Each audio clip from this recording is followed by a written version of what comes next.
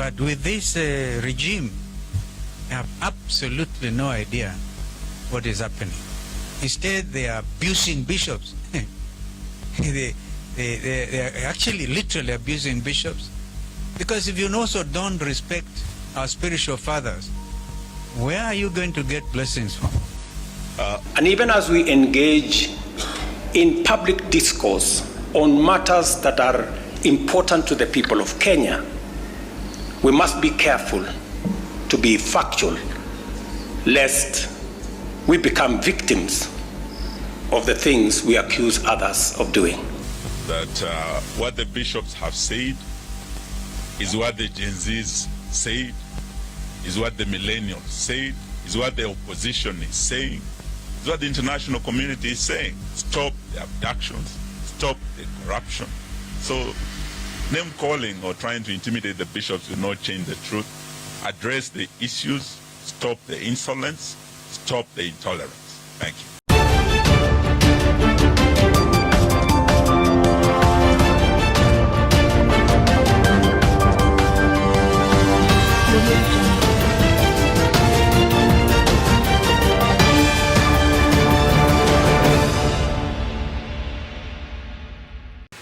After the Catholic bishops coming out to call out government, we saw arms of government attacking the bishops. In fact, even Oscar Sudi, if you read a tweet he put out, you clearly see that it was not written by him, it was written by the president. In defense, President Ruto has come out to call out Catholic bishops of not having had excelled in education. It is a sign of bad leadership when one of your pillars is coming out to call you out. And I think this is the mistake Ruto is doing each and every day. And the purpose of this video is I've come to show you how William Ruto would have handled this situation. Okay? But not attacking the Catholic bishops back, because Kenya is a Christian society. Catholics almost make 70%. So they have a sway in politics. They have a say. And in most cases, if they help you to attain the presidency, they still want to give in inputs in your presidency. So in this episode, I've come to talk about the reply which was made by Ruto towards the Catholic Church, what it means for our politics, and most importantly, the study materials we can learn from the politics of our nation. But before I do this, I want to let you know that if you're new to this channel, please subscribe. If geopolitics and economics is what you want, this will be definitely the right channel for you to subscribe to. So, first of all, the Catholic bishops came out and raised issues. Among the issues they raised was unemployment, abductions, SHA or SHIF, okay, 7-term year limit, okay, and others. But very many tribes of the arms of government came out and attacked the bishops. Among those people were the majority leader in the Senate, the majority leader in Parliament, Kimani Ichung'wah, in Senate, Aaron Choriot, okay, the government spokesperson, and very many people came out to attack the Catholic bishops. But in all those attacks, they didn't address the 7 issues that were said by the Catholic bishops. They only addressed like 2. That is the 7-year term which was put out by Senate. And I think the bishops were right to raise that, because that's how government wants. It came out to test waters to see what Kenyans will say. You may see that they may introduce the bill again. Kenya is the biggest democracy that's not supposed to be played with. So today, William Ruto answered the bishops. In fact, William Ruto said these statements. President William Ruto has cautioned religious leaders against falling into the trap of culture of lies they have accused his government of entrenching in the country.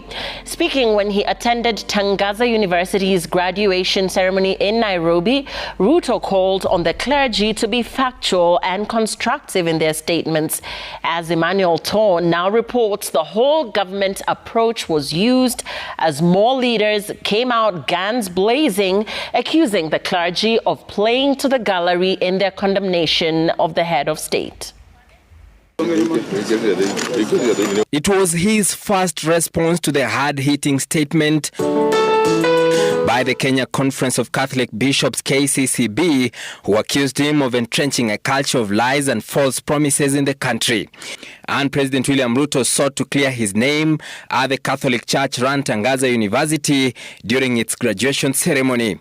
It is very gratifying that we are here today.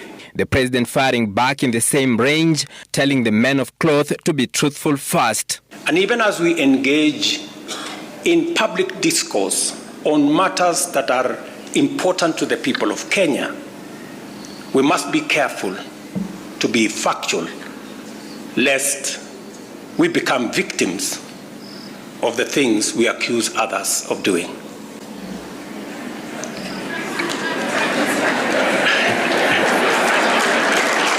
I know you know what I mean. President Ruto, leading the government fight back against the church onslaught, called on the religious leaders to help him steer the country out of the current turbulence.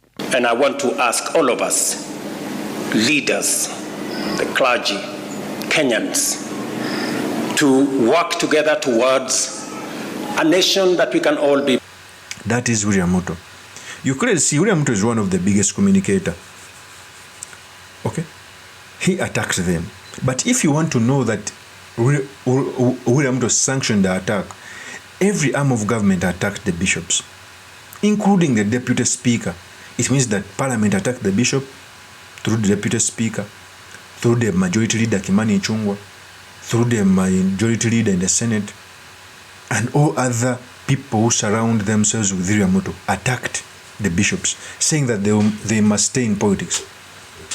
The same people didn't say those words when they were enjoying support from the Catholic Church. Now they are telling the church to stay away from politics. How unfortunate.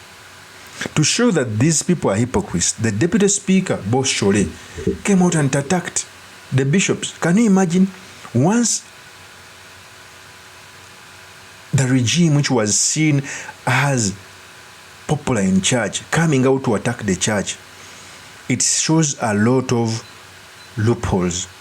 Not only Catholics, we've seen Pentecostals attacking, we've seen Anglicans, now we are seeing the Catholics. The reason as why they have come out hard on Catholics is because they have dioceses, and these people have a lot of influence. The church across the globe in the world is one of the institutions with a lot of influence.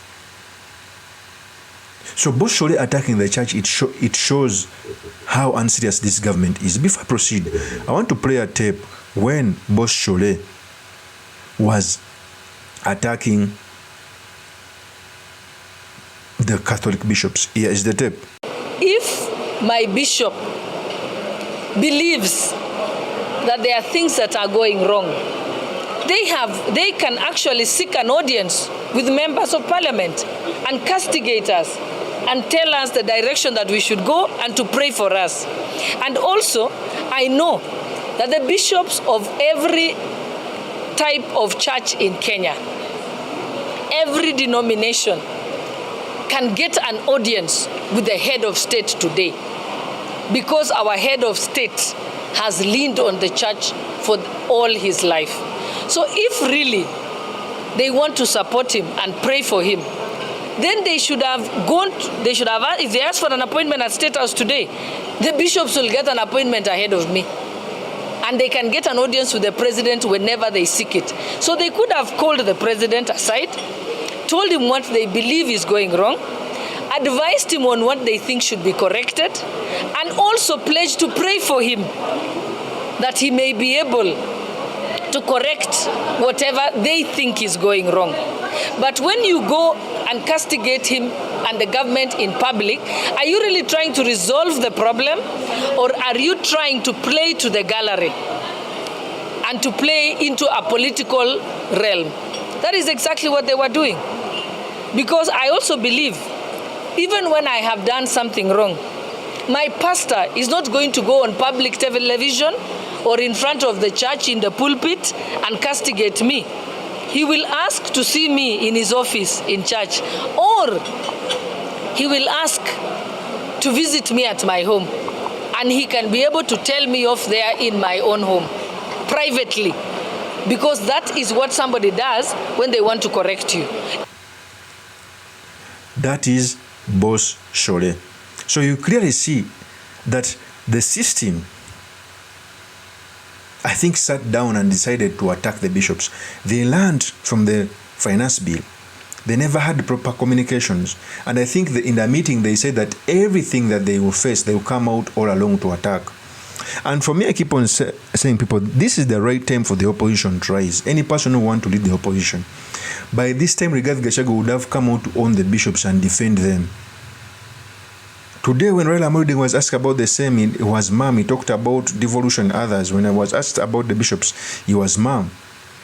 It's the right time for these people to come out and take the mantra. Rigathi Gachagua, this is the right time, because Rigathi Gachagua has an age more than Kalonzo Musyoka, more than Eugene Wamalwa. Keeping quiet doesn't solve this. Speaking mother tongue doesn't solve this. In fact, I applaud Kalonzo Musyoka for coming out to defend the bishops. In fact, Kalonzo Musyoka said these statements. We commend our Catholic bishops for calling out this rogue government on its unethical dealings with the people of Kenya that are corroding the basic core values that we cherish as a Kenyan people. We can do better. But with this regime, I have absolutely no idea what is happening. Instead, they are abusing bishops. they are actually literally abusing bishops. Because if you also don't respect our spiritual fathers, where are you going to get blessings from? Maybe just to add our displeasure with the response of the Kenya Kwanza government to the statement issued by the bishops yesterday. And we want to urge them to just stop the insolence and the intolerance that they are showing to criticism. Stoning the bishops or trying to kill the messenger will not change the message. We stand by the bishops, particularly Bishop Muheria, who has been targeted, and we stand by the church, we stand by the truth. And we want to tell our colleagues in government that what the bishops have said is what the Gen Zs said, is what the millennials said, is what the opposition is saying, is what the international community is saying. Stop the abductions, stop the corruption. So name calling or trying to intimidate the bishops will not change the truth. Address the issues, stop the insolence, stop the intolerance. Thank you. That is Kalonzo Musyoka. So there is a saying that the Kenya Kwanza regime is failing, seeing that once a regime which was popular in church now is turning on the church by scorching attacks because they called out a regime. In fact, I keep on telling people that William Ruto, after this statement, maybe would have reached out to these bishops. These are humans. Sit them down, talk, hold a press conference, say they will solve them. You will solve these issues. Things will end. Because they raised pertinent issues. These are issues which are being faced by people. And remember, the churches are representative of very many people, more than the politicians themselves, because even when the politicians need to see crowds, they go in churches. So it is a sign that the regime is failing. Of course, that's my opinion. Drop me a comment by commenting about this. Thank you very much for listening in. If this is your first time on this YouTube channel, I implore you to subscribe, like, and comment so that I can be motivated to do more of such videos. I'll see you on another one. Peace.